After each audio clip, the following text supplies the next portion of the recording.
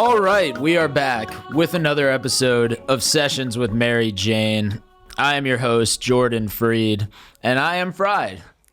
I'm fried. I'm gonna admit it right now. Sorry.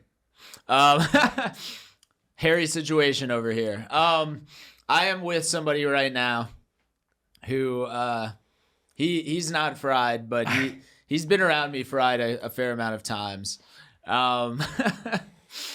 It's okay. Yeah, no. He is a lover of the sport, of the game. But we're here because he has his debut short film. Yes, I do. Going into production this weekend. Yes, this as Sunday. we speak. This This Sunday. is, by the time this comes out, we're going to be all done with production. Oh, yes. But this is Juan Saliba. Hello. And he is here in kind of his pre-production diaries, like Yes. giving us the lowdown on what's going on. Yes. And diving into his life as a creator. Yeah, thank you for having me here. This has been a long time coming. So Yeah. I'm excited to do this. This is like my first podcast, so just seeing all the equipment around is pretty exciting. Yeah, Juan and I have a pretty interesting origin story. I don't know if you want to give your perspective on it, because you were kind of the new kid in town. Yeah, essentially, yeah. So, yeah, it's a long story, but the short story it is. Oh, you could give the long story. We're on a podcast, brother. Sounds good. 5 hours I later. got popcorn There you to go. promote the midnight screening coming to film festivals this and next year. Definitely next year for sure. Next year. Yeah, so I went to Full Sail in Florida, Orlando, Florida. And after I graduated, I was kind of thinking of maybe staying in Florida and then or maybe going back to Jersey, but never really thought of like there's not really much happening in Florida versus like New Jersey. Like there's film stuff happening, but there's not, I don't know if I should go or whatever. So I was really stuck with this decision of like, should I stay or should I come back to Jersey and then go from there? Should but- I stay or should I go now? and truth be told, there's really not a lot to do in Florida. Really? So yeah, there's just, I mean, if you're into the parks and stuff like that, I'm not into the parks. So I was very just like, and I reached out to production studios there and they said, oh, like the usual, like, oh yeah, just send me your resume and we'll talk and stuff like that. But as that was happening, I was getting ready to go to a convention in Virginia with a friend. And just by pure happenstance, I was on Facebook and I saw an ad for the Garden State Film Festival. And I just applied just to be like, oh, let's see what happens. And it was at the exact same time as the convention. So I was like, convention, because David Tennant was there and I love David Tennant. He's like the greatest actor ever. But I was like, David Tennant or life career kind of thing. So just applied, didn't really think of it. And then the director of operations reached out to me. She wanted to have a conversation and we talked, and she also went to Full Sail. Oh, so, nice. Yeah, so That alumni network. yeah, exactly. So we talked for a little while and we were like, if you can get here, you're more than welcome to help out. Because she was like, you're good for a production assistant. You're more than welcome to help out. But you're in Florida. It's in New Jersey. So you're more than welcome. If you can get here, you're more than welcome to help out. So this was like a Thursday or Friday. I reached out to my grandmother being like, this is happening. I need to cancel my convention. Reach out to my friend, told him that this is not happening. Yeah. And then drove on. It was like I started driving on Sunday, got to New Jersey on Monday. Got everything ready on Tuesday, and Wednesday I was there to help out and stuff like that. And then it just went on. It just went, and it went really well. And it felt like I had known these people for a while because we all connected really well.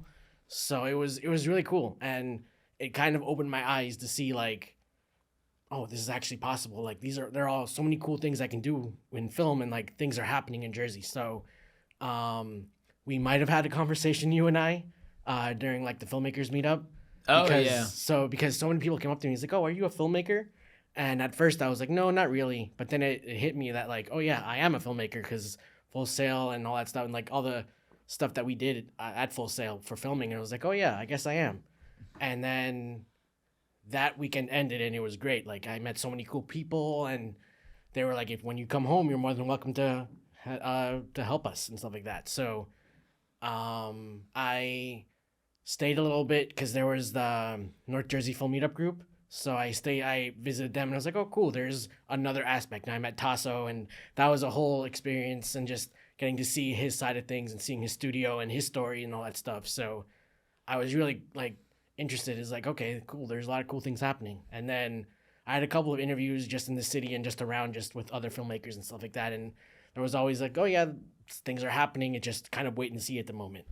And then I drove back and I was like, okay, there's a lot of cool things happening here. I think it's time to head back to Jersey. So I came back in June, and then the strikes happened. The writers and actors strikes happened. So I was really... Yeah, sorry, I was striking. Yeah, no. That was me. I organized the whole thing. How could you? But it was really interesting because I was staying with my grandmother and I was just trying to find things to do in terms of filmmaking and stuff like that. And I had the North Jersey film meetups and stuff like that. And I think we didn't have a conversation, but I definitely saw you there. And looking back and stuff like that, definitely you were with Carlos, I think. And Yeah. it was just, this was like... Shout out to Carlos Yes. Moro Fernandez. Yeah, that was like July, August around-ish. It was definitely July-ish. And then just meeting all these people and connecting and like, oh, cool. Like a lot of cool things are happening even with the strikes. And then I was also looking for like places to live and was looking all over North Jersey and found Rutherford. And that was in August. And I moved in, and within like a week I was like looking for things to do and like trying to find a job essentially. And then was looking for cool things to do and found Williams Center that does the board game nights on Thursday. So I was like, all right, let me see what's up and go from there. And then as I walked in, I saw you and I was like, oh, I recognize you from the film meetups. And I was like, do you guys need any help with anything? Because I remember you were like putting down chairs for an event or something like that. And I was Yeah, like, board game night and maybe something else. yeah.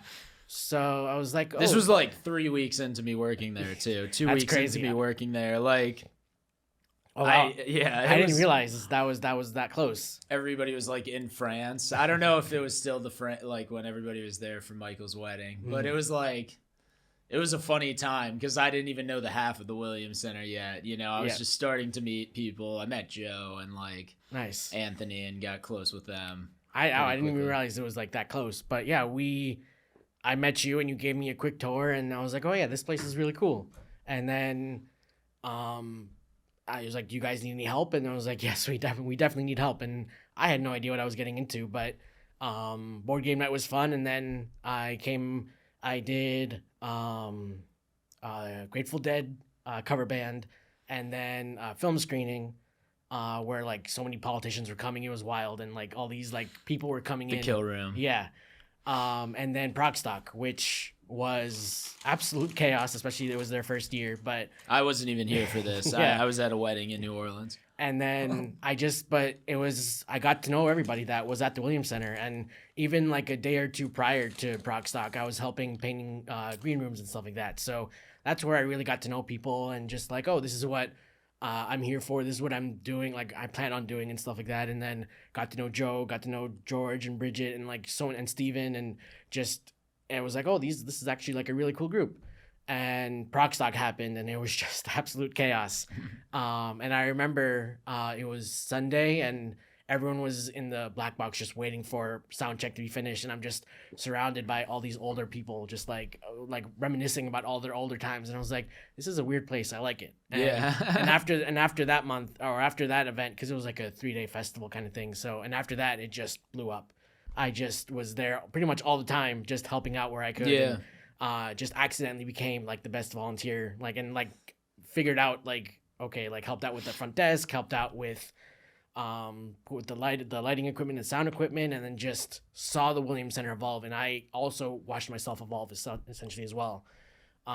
Just definitely with more confidence, just seeing like all the events that Williams Center was pulling off. And You've been there over 2 years now. it'll be 3 years. 3 years. 3 now. years. Yeah. So 3 years. I was a volunteer for a year, and then last October was my first official working day. So yeah. Time So flies. it's been a wild time.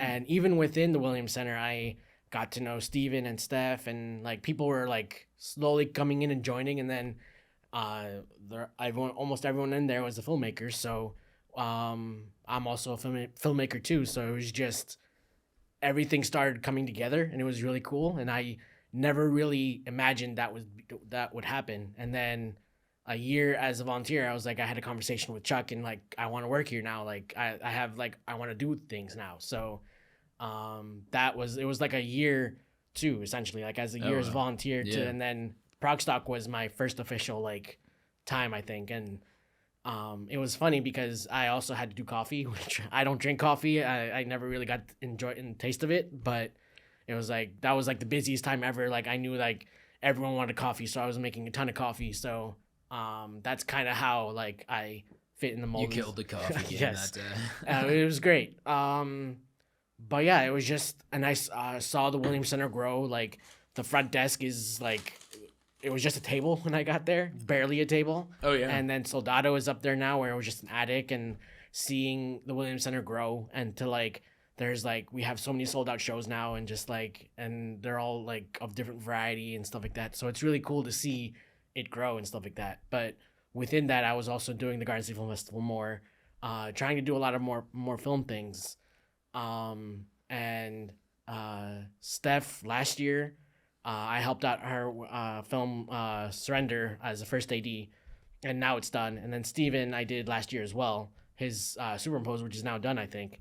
So so it's like things have been building, and within like last year was like, I did my first music video, I did your comedy special, I did 2 short films, and just like everything that's like growing. So it's like I'm in a position now where I'm like, oh cool, I can do all these things now. So and even just like random events, like I did like a Bolero Snort in Carlstadt, like I helped out with their front like ticket situation and stuff like that, just to help out with their like film music festival. So it was just hell yeah. So by the way, we're gonna be at Bolero Snort with Junk Mail Improv December 5th, 2025. How convenient. Yeah, sorry, continue. No, you're good. But it was just like, it just, things started falling into place. And like at first, like I didn't want to be in front of house because it was just like, I'm the biggest introvert ever. But like now I'm dealing with so many people, and like we've had hundreds of people or thousands of people come in, and like I've been the one to deal with them. It's like, oh yeah, you got to go over here, and people come in for tours and stuff like that, and like, oh yeah, this is the spot. So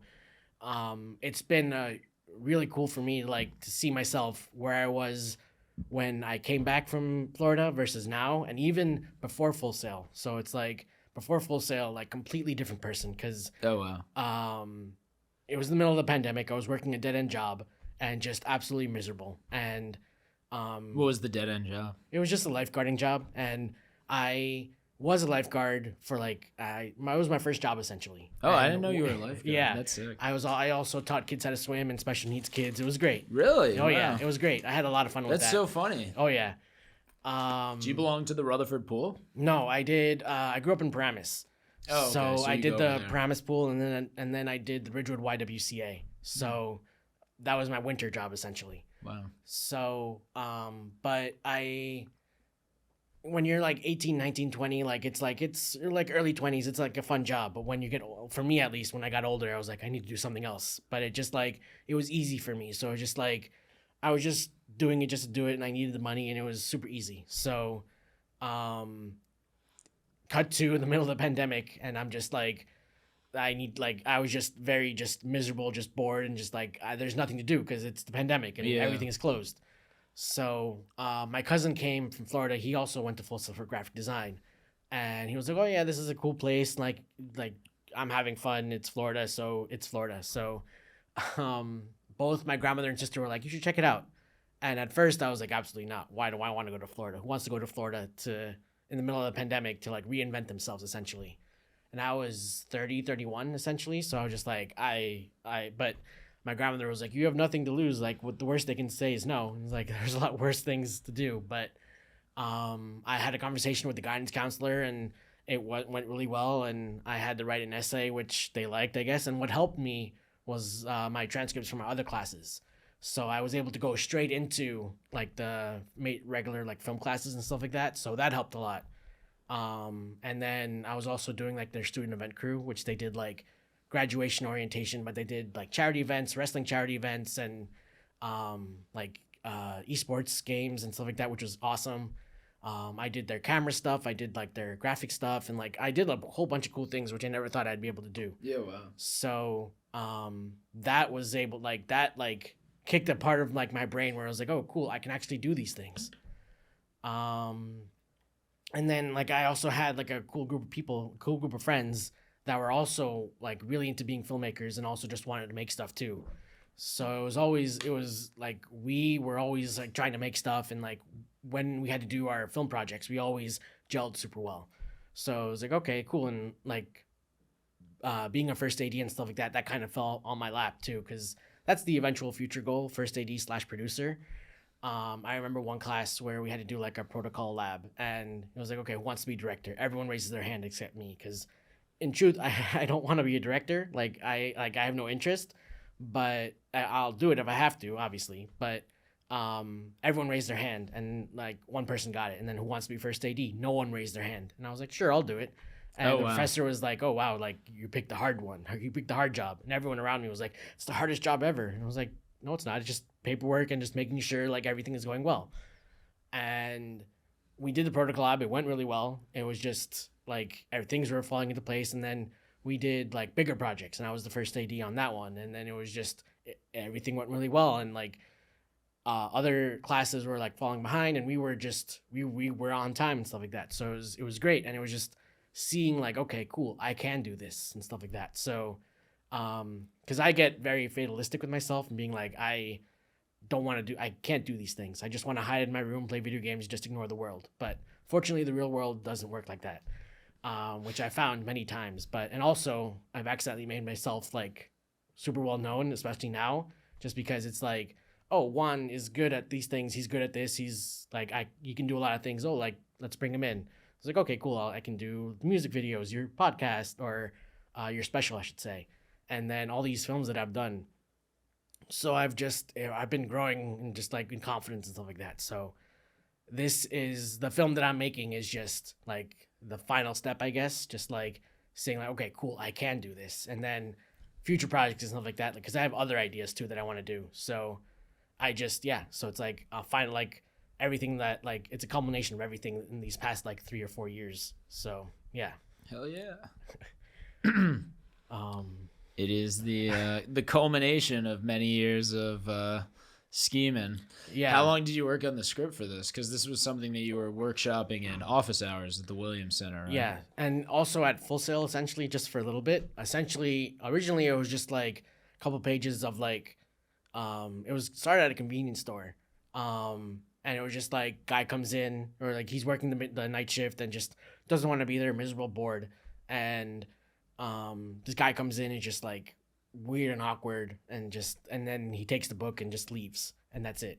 And then office hours was when it like expanded more. Also, don't spoil the film. No, yeah, I mean I don't mind spoiling. No, don't spoil it. It's still early. You want to That's true. Create intrigue and tell people to come out to the festival. That's true. It is very Clerks-esque. Yes, it is. There's definitely the New Jersey in there. Yeah. I like it. But I wanted to do it in a convenience store, but every convenience store I called was like, sounds like a great idea, but my insurance is not gonna like it. So the Williams Center, I was like, there's a ticket booth right there. Can I do it? And they said sure, but their ice cream shop was there. So and they were leaving soon. So I was like, okay, cool. When they leave, I'll be able to come in. And then it changed to like, oh, we can use the actual like concession area, because they changed it into an actual like film area kind of thing for like concession stands and stuff like that. So yeah, and then it started off with just 2 characters. Now there's 3, and just like it's expanded more. And with office hours, and I created that with Wasim, Steph, and Steven, and it just like it expanded into what it is now. So it's been the past 3 years have been wild, and now that I'm actually making a film, I'm just like constantly like thinking back and like, oh wow, like compared to where I was originally, is like this is a totally different person and experience, and like I'm having a blast. So so I hope I don't let anyone down, just because it's like there's a lot going on with this, and also like there's GoFundMe too and stuff like that. So it's like people are donating, and it's wild to see that people are donating and stuff like that. So it's like I'm very like not surprised, but just like it's very like cool to see that like it's happening, and it's like down to the wire now because it's on Sunday. So, but it's just like I go from like, oh, I have a lot of things to do, versus like, oh no, I don't have to do anything yet, but like no, I have to do a lot of things. So But it's No, it's super cool. Just from like the projects that I've done. Did you do a short in college?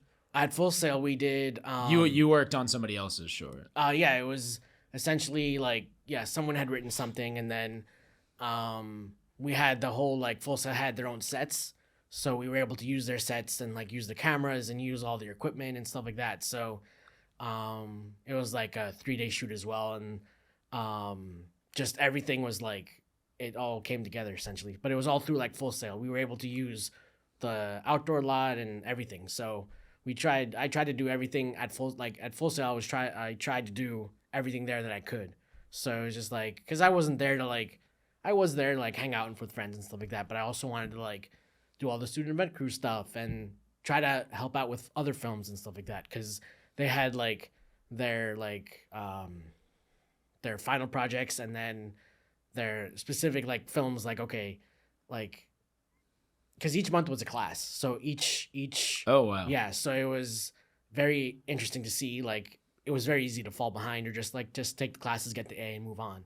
But there were certain classes where you had like, they built on each other, so it was very interesting to see like how everything worked out and stuff like that. So yeah. Wow. Wow. So it's your debut feature or short? Yes, it is. Debut short. Yeah, I don't think I have it in me yet to write a feature, but you never know. Yeah. My whole time these past 3 years is like, you never know. So it's like, yeah, I've done so much. So yeah, it's wild. I don't know. What do you consume in your like day-to-day life? Like what are you watching on a regular basis? Well, I do a lot of film festivals, and sometimes I'll sneak in and watch the films. I don't really watch a lot of stuff, unfortunately, as a filmmaker, but I mean, Lord of the Rings is always great.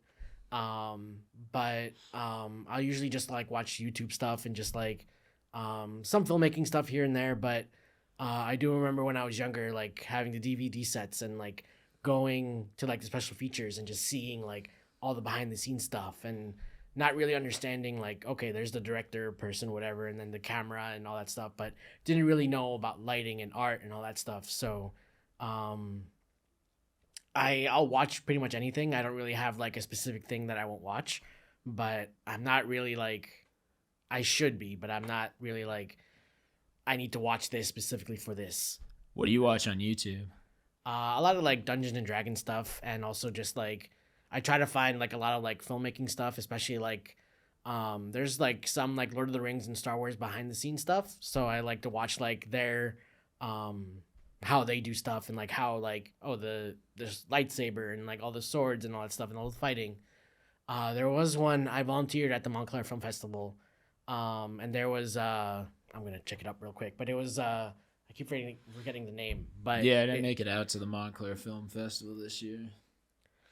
But it was about a French filmmaker, but it was told through that like he wanted to make a film, but he didn't really Nouvelle Vague? Yes, that one. That was I was able to watch that one, and that was kind of eye-opening, just being like, because he wanted to make a film, and then it was told through like how the film progressed.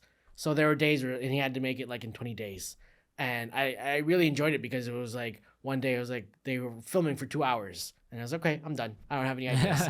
And then there'd be days where I have no ideas, go home. And it was like, it was great. And the actress was just like very confused, because he was like, there's no script. There's like, okay, I'm going to feed you lines. And it worked. And he became like this super influential director and stuff like that. So, I get sometimes surprised. I was like, oh, like I definitely want to watch that more, or definitely want to dive into that avenue. So, I'll watch pretty much anything. Like, not really like, if it catches my attention, I'll watch it. So yeah. Hell yeah. You're a big gamer, right?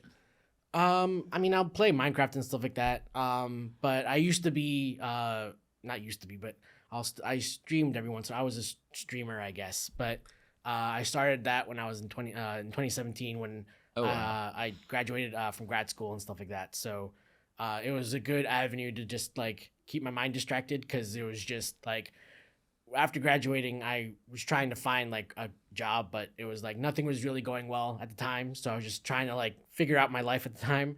But it was a good distraction and stuff like that. But I eventually came home, and I started taking like film classes, but not like for credit or anything. And it was like a TV editing class, and then like it was like a TV course of just like at the end of the semester you had to like actual like it was live, everything was live, so it was like you had like an actual like interview, so you had to be like, okay, switch to camera 1, switch to camera 2, and stuff like that, which was awesome. And I really bonded with the professor just because I was like, I don't really know what I want to do, but this is all really cool. How do I get into this industry? So I was like, oh yeah, just look online for internships. And I looked online for internships, and I found Say Yes to the Dress. And I didn't really know it was Say Yes to the Dress at first. It was just a production company. And that was really like the beginning of like, this is a lot of fun. I want to do more of this. So it was great because it was in the city. Going into the city is always fun, but especially back then, I was always just like, I thought it was always a hassle or just like a whole like thing. But it was on Wall Street, and it was a lot of fun. And my first day there, they were like, okay, need you to run an errand. We need you to get our checks. I was like, you want me to get your checks? This is my first day here. And I was like, oh yeah, it'll be fine. It's here. And then like going back, I had like the checks in my pocket right here. It was like, no one talked to me. But I would transcribe the interviews. I would transcribe like their brides and the people that were helping them and stuff like that. And then I would actually go to client fellows as a PA. And that was where I was like, okay, this is actually a lot of fun. And as that happened, I was also helping out a super indie film. I don't remember the name of it, but I was able to help out with lighting and stuff like that, and knew nothing about lighting. And looking back, it's hilarious because the guy was like, do you know anything about C-stands? And I was like, what's a C-stand? And he pointed me to a box, like, those are C-stands. You need to flip them on like the right way. This is how you do it. It's like, okay. So I was doing it. I was like, I don't know if I'm doing this right. But we ended up going to this abandoned bank in Hackensack, I think. And I was able to see like all these things happening, like, and just I took a lot of pictures, which I probably shouldn't have in hindsight, but just seeing like how a film was actually made, I was like, oh wow, this is really cool.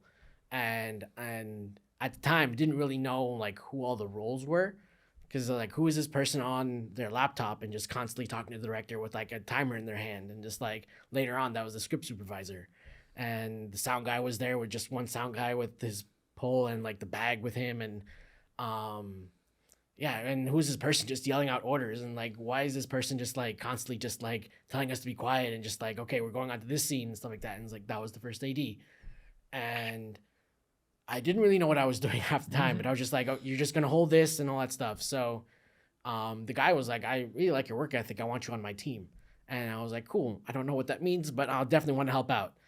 And then the week after I turned 30, everything shut down because of the pandemic. Oh, wow. So it was just like a lot of like, past years have been a lot of like start and stops.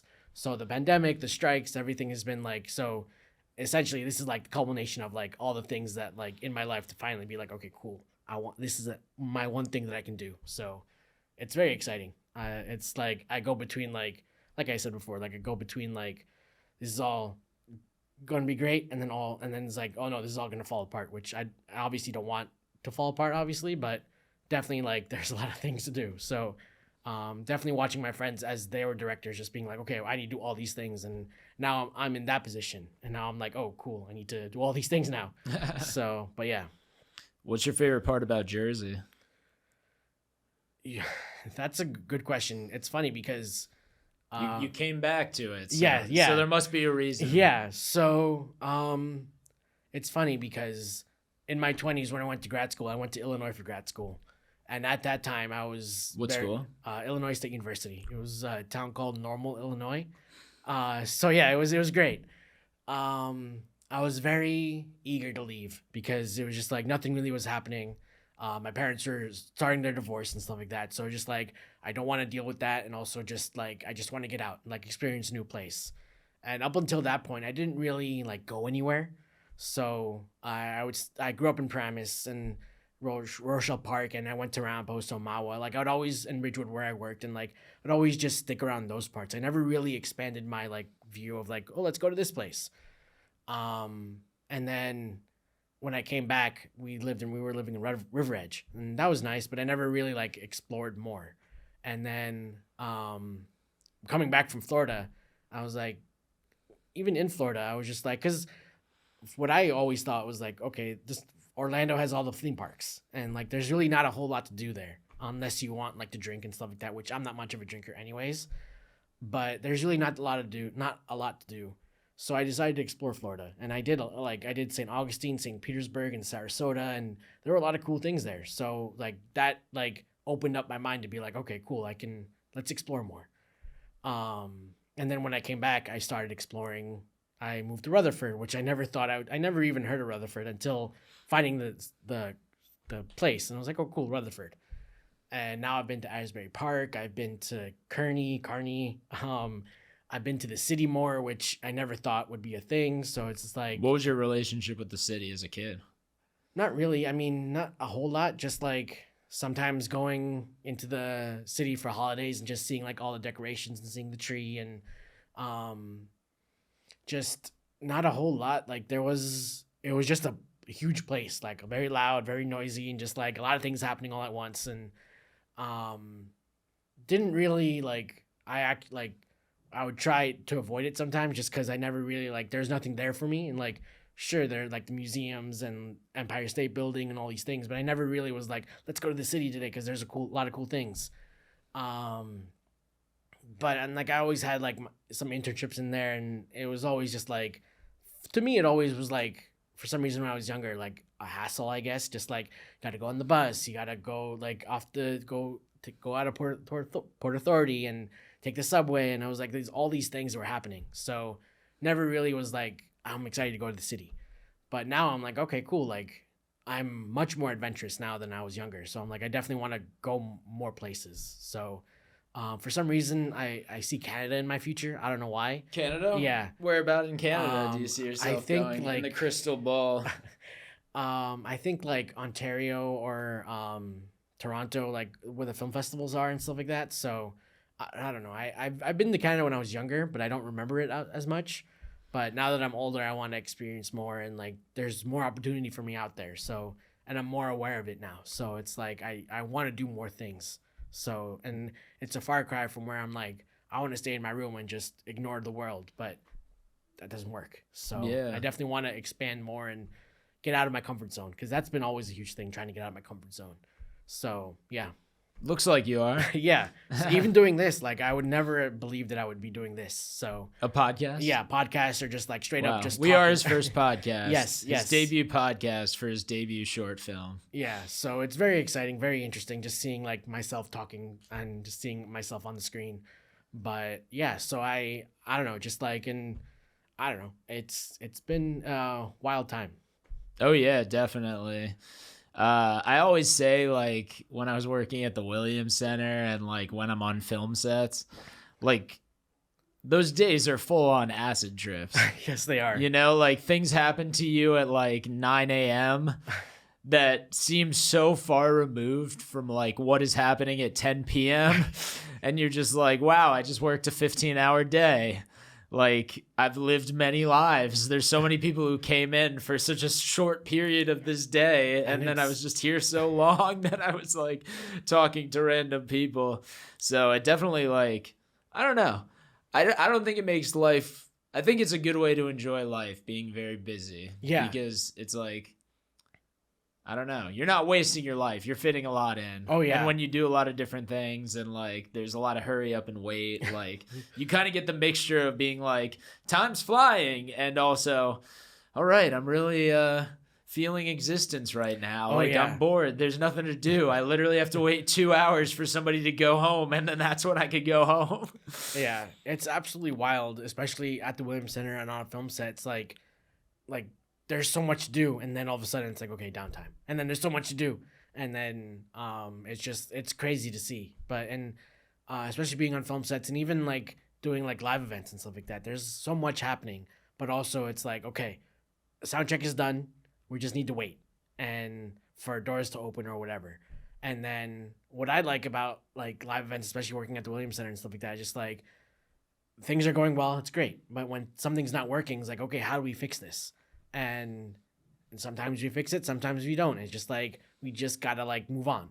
And it's like we can't do anything about it, or we can do something about it, and then it gets better. But sometimes they're just like there's not a whole lot we can do. Like the performer doesn't want to go on at 8:00, or he wants to go on at 8:30 or whatever. So it's like just a matter of just like, okay, we gotta move things around. And even on film sets, it's just like we have this set schedule, and then it's like we want to do everything, but time and stuff like that, and like it's insane. Yeah, it's insane. crazy. Like keeping a film set on schedule. Yeah. Like the things that people are able to pull off. Oh yeah. You know, like there are definitely times when things drag on a film set, and I'm literally like, wow, they're really going to be paying these people a lot of money. Like time is money, and it's like, oh yeah, that's basically what being on schedule or ahead of schedule does for you as a filmmaker is you literally just save money. Like if you're able to do 15 hours of work in 8 hours, like you're the greatest person ever, like for the accounting department, because everybody's in a normal amount of work and nobody's going into overtime. Oh yeah. It's like, obviously there's different situations. Like when you're an independent filmmaker, you're kind of just giving them a stipend for the whole thing and just saying like, thank you so much for doing this. Yeah. But it's crazy with like union rules and labor laws and shit like that. Yeah. Like you could really fuck your whole production if you go over schedule a few times, and anyone has the power. Like literally people could sabotage your set and just be like, I'm just going to fucking run out the clock and like get it going. Like they're just going to have to pay me. Like they have to pay me if I'm here. Like I don't want to stay on this job. I'm just going to run it out for the next week and like make them run out of money. You know? I haven't seen that happen. I haven't worked a union set yet. I haven't seen that happen either. I'm just speaking off of like exaggeration, right? But like there are definitely times that I've heard stories of people going slow or doing stupid shit to get more money. Happened. We hear all the stories about like some actors like not liking a certain thing and just leaving and like not even going on set just because they felt a certain way. And everybody's waiting on you. Yeah, exactly. Like that's the crazy thing. Like if somebody has the shits for the day, it's like you could literally fuck the production by having the shits. Yeah. Like you just had some bad shit at catering, and then all of a sudden you're like, fuck, I gotta go use the bathroom, but the bathroom's like a block away, and you're just like, fuck, like if I'm not back, like it's gonna slow everything down. Like, or even two actors not liking each other, and it's like that's never happened to me, but just like from what I've heard, and especially for like other things and stuff like that, of like if they don't like each other and they have to act together, there's like that animosity, and just like, yeah, it's like anything can go wrong. And I haven't had a chance to work on union sets yet, but I've been around. I did set PA training back last year, and just hearing about like all the union rules and stuff like that, and yeah, it's wild to be like on an independent set. Everyone is doing everything. It's like one person is not doing it. Like, and on a union set, one person is doing one thing, and like, and no one can help. It's wild to hear about that. So it's like, and union rules and union dues and all these things. Just like, it's wild. Like when you get into that world, it's very cool to see, or very interesting to see what works and what doesn't, and like why. Yeah. So yeah, it literally takes like a city to like a small village to run a film. Like, there's so much paperwork. There's so many things that go on with the cameras, safety, stopping traffic, police officers. Like, it's incredible. The caterers, the craft services, the locations people. Like, doing a film on your own, like, you can do it. It just takes so much planning and so much effort ahead of time. Oh yeah, and that's kind of why I like film festivals, just because it's like you see everyone, and like almost everyone in the crew is there, so you get this experience. Like you're speaking to the director, but you're also talking to the grip, and being like each person has their own version of the film. So it's like on how like, oh yeah, this day went really well and this day went horrible. So it's like, and especially now that and both of the films that I worked on last year are pretty much done, and they're getting ready to go on festival runs and stuff like that, which is exciting. And watching the films, I'm like, oh yeah, we were hiding behind this corner, and we did this to get this shot, and this shot was done at like 2 a.m, and in the middle of the field in August, and everyone's working on something, and it's just like, it's really cool to see like all that stuff happening, now that I'm watching films and stuff like that, which I need to do more of, but now I'm always wondering, it's like, oh, I wonder where they were hiding. I wonder where like everyone is in this specific spot. So it's, yeah. Yeah, there's another reason why the rule of 180 degrees is important, because then it always gives you like a space to hide behind. Oh yeah. Like when people fuck with that, then all of a sudden, like if somebody's doing a shot around all of the people and you're just like, where do we hide the crew? Okay, everybody get in the prone position and hide off camera. We're going to keep the frame up here. Or like people will be in a building somewhere. Yeah. It's wild.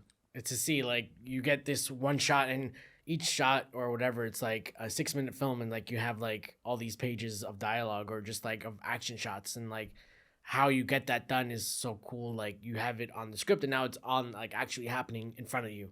So it's like that always trips me out. Just like, oh, they're saying this thing on the script and they're doing the thing on the script and it's like now live. So it's like I've always been fascinated by that, and especially like going behind the scenes and stuff like that. And I've been behind the scenes now just watching like this person is doing this thing and this person is doing this thing, and like how does this work? Like film crews, like it blows my mind that like a film gets made. Because there's like so many things happening at once. And I've always thought like making film is a giant group project. And if one person is not doing anything, it's like it hurts the film.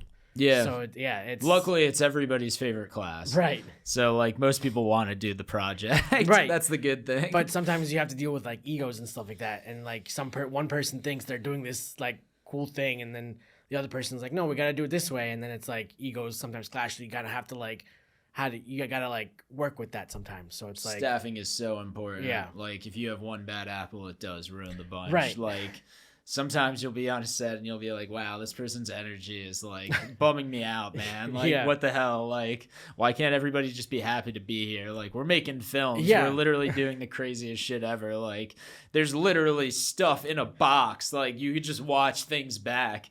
And it's just so simple to us now. Like they used to have to fucking crank it, and like you couldn't get it in low light, and like you didn't even know what you were shooting. Right. Like crazy shit. And now it's just so easy. Like Yeah. it's like blessed. You to can be do it able to on your make that phone now. art. Yeah. So it's like, it's wild to see like That's what we're shooting the short film on. yes. We're yeah. shooting it on a phone. Yes, a very like a Nokia phone. Nice, kind a of thing, yeah. nice flip So, phone. Yeah, very basic, pixelated and all that stuff. So very very exciting. But yeah, just like not everyone can make a film. So it's like not everyone like I feel like everyone wants to make a film, but once they get into the filmmaking process, then it's like I don't think people realize how like there's so much hard work that goes into it. So it's just like it's wild to see like how a film gets made, or even a TV show, because TV shows are faster, right? So it's like you get all these people together, you make something, and it like you have this specific time, and you gotta make do essentially. So it's really cool to see like that evolution process. Sometimes I get mini panic attacks when I'm on sets, and I'm just like, oh my God. There's just so much stuff going on. Yes.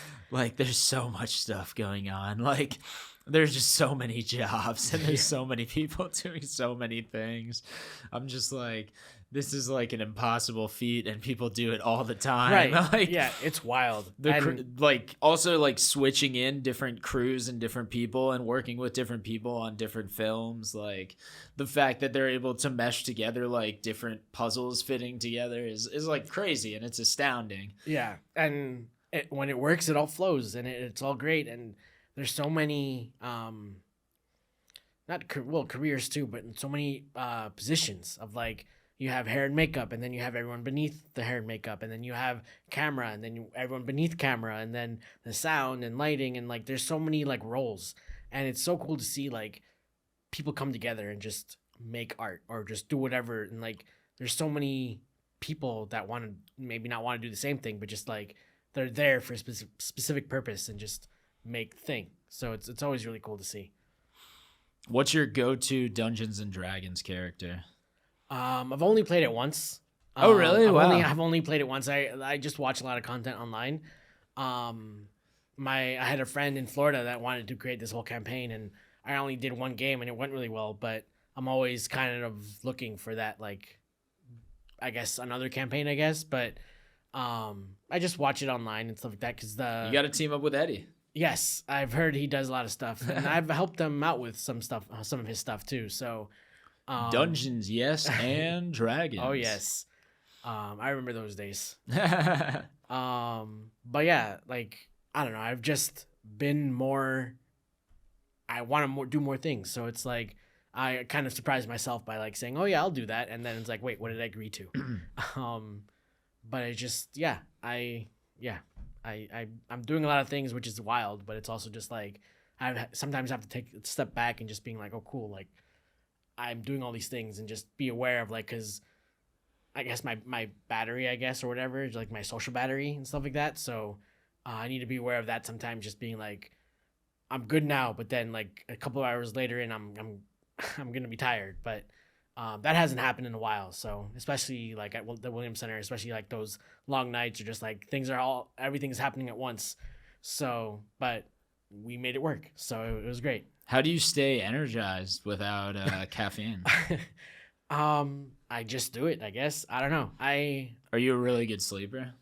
I guess I usually go to bed around like 12:31 and wake up around 8:39. I'm a deep sleeper, but I don't know. I just when I wake up, I'm up, and I'm just like if I'm doing something that day, I'm like cool, I'll do it. If not, then I'll just hang out and do nothing, I guess. But it's very easy for me. Just like if I need to do something, I'm gonna do it to the best of my ability, and if I don't have to do anything, then I won't have to do anything. But I want to have things go well, especially like now that I'm making my own film. Now I don't want to waste anyone's time, like I said, but because there's a lot of people on this shoot and a lot of people wanting to do this shoot and stuff like that. So, I don't know. I just go do it, I guess. I don't drink coffee. I don't drink any drinks. So I just do it, I guess. I don't know. Hell yeah. I never really had like a explanation for it. Wow. Most of the people on the crew are Willie related, right? Yes, they are. George is my production designer. He's been hard at work with lighting, and he's making Cardboard Spaceman. Trying to like we had a conversation. He 3D printed planets and stuff like that. So he's been doing a whole bunch of awesome things. Oh wow. Steph and Steven are my producers. I've worked with them on their short films, and we've worked together at the Williams Center. Superimpose, and what was the other one? Superimpose and Surrender. Surrender, yeah. Yeah, and we've worked together on a bunch of things, office hours, and even like for events and stuff like that. Nola is awesome. She has gone to office hours, but she's Williams Center adjacent just because she's done events there, but also just like helped us out with stuff too. And I'm trying to remember. There's a bunch of people that we have Moldy. Yes, Moldy. Our good friend Yes. Tommy Turntoe. Yes, I'm very excited to see how he goes. He's a provocateur. Yes. Hopefully, yeah. I'm very curious to see how and everyone's excited for it. So I'm just like I want to make it go well. So it'll go great. Yeah, It's gonna be a fun time. So that has been our interview with Juan Saliba. Hello. You could find him The Chosen Juan. Yes. No E on the, I think. So TH Chosen Juan. yes. On all social media. Tell him where to find you. Yeah, Chosen One on Instagram, and then I have a GoFundMe for the film. It's almost done. It's like $200. You guys might be helping to pay for post-production right now. Yes, because that's the biggest thing. I always feel like post-production always gets forgotten. Yeah. It's a lot of work. Yes, it is. But yeah, I can send you the link and stuff like that. So I can put it in the bio if it's still open. Yeah, the deadline is November 10th. One day after we're filming and stuff like that. So, it's a lot of cool things are happening, and I'm really excited to like go forward with it. Yeah, I'm excited too. I'm gonna be on that this weekend, and I'm super excited. We actually have a rehearsal that we're getting to tonight, after this. Yeah. So, it's super exciting. New Jersey Film is alive and well. Collaborate, make stuff with your friends. I'm Jordan Freed, and I'm out. See you later. Thank you so much.